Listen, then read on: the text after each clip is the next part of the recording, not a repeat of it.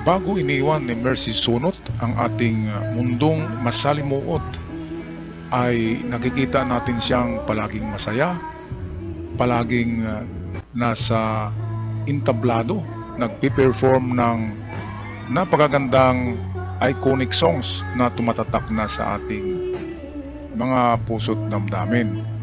At marami ang nakarelate sa kanyang mga kanta kasi ito'y hango sa kanyang mga personal na mga eksperyensya.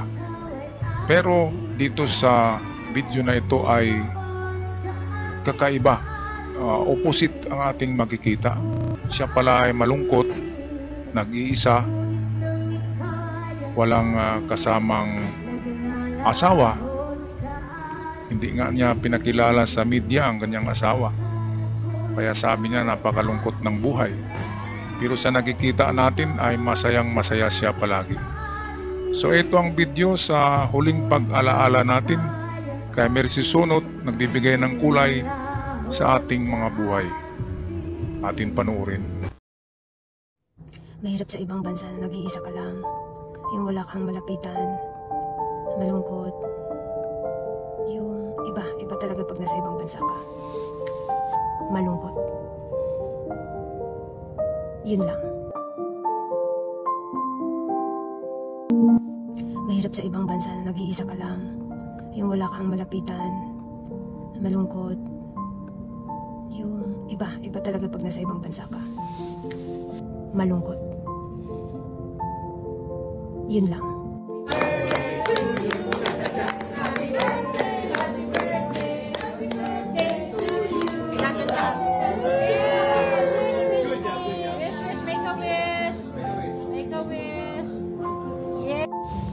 Good morning mga higala.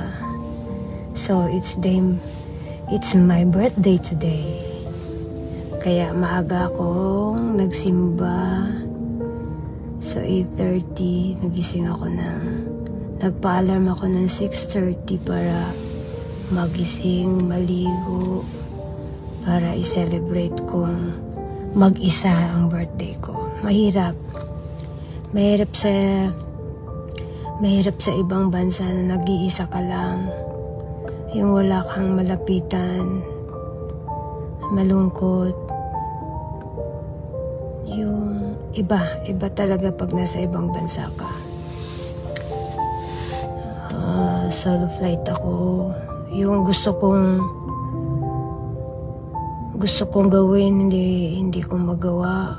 Alam mo yun, yung mag-celebrate ng kasama ang pamilya mo, hindi ko magawa. Iba pa rin talaga sa Pilipinas. Ngayon, napagtanto ko na mas masaya sa Pilipinas kaysa dito. Pero no choice ako dahil kailangan kong magstay na matagal dahil nagpapagamot ako dito.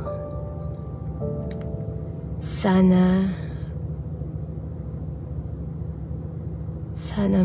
gumaling ako ng mas mabilis para makauwi ako ng Pilipinas. Okay, mga higala.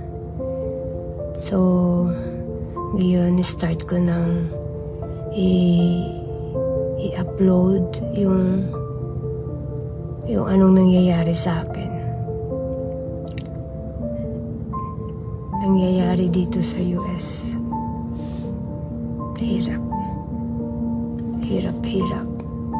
Ang masasabi ko, one word, malungkot. Yun lang. Good morning. Eto, may appointment ako ngayon. So, once a month ako nagpapa-lab draws. So, blood test once a month. Tapos, 12 na pala ang aking surgery sa lungs.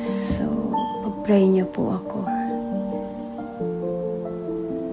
So, after ng clinic, dadaan ako ng CVS para kunin ko yung gamot na Tagriso. Ubus na kasi. Yun yung pang lungs. Para sa lungs kong gamot. Tagriso. So, everyday ko po yun iniinom. So, okay. 11:30 yung appointment ko. So, thank you. Hello, mga higala. Tapos na yung surgery ko sa lungs. Pero biglang nahihirapan ako huminga. So, dinala ako sa ICU. Tapos ngayon, ay tubig pala yun, ay inflammation ng lungs ko. So, ginagawa na nila ng paraan. So, pag steroids ang pinainom sa akin ng doktor para sa inflammation. So, ngayon, pag-pray na ako, guys, please. Pag-pray na ako na natatapos ito pagsubok na ito.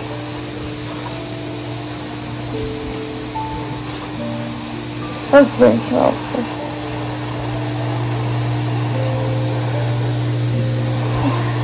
Diyos sa nagbigay. Alam mo na. Pero mabango siya, in fairness, ha. Super bango siya.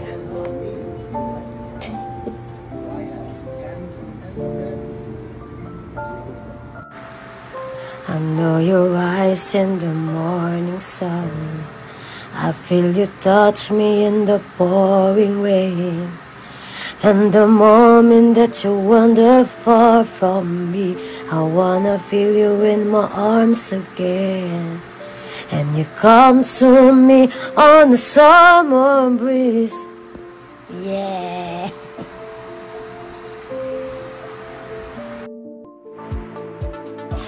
Hello, good morning. Ayan. Magandang umaga po sa lahat.